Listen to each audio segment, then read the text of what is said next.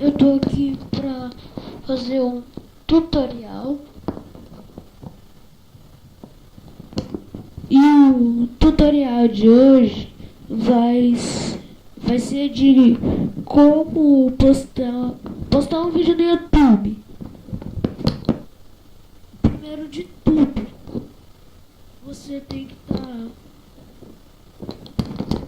que estar logado.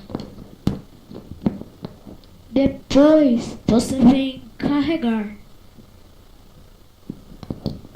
Vai aparecer esse negócio aqui na tela.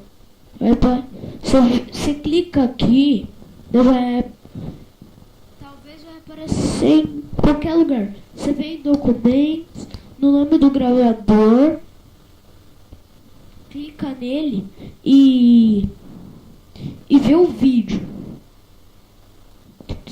Como o meu é esse aqui, que eu vou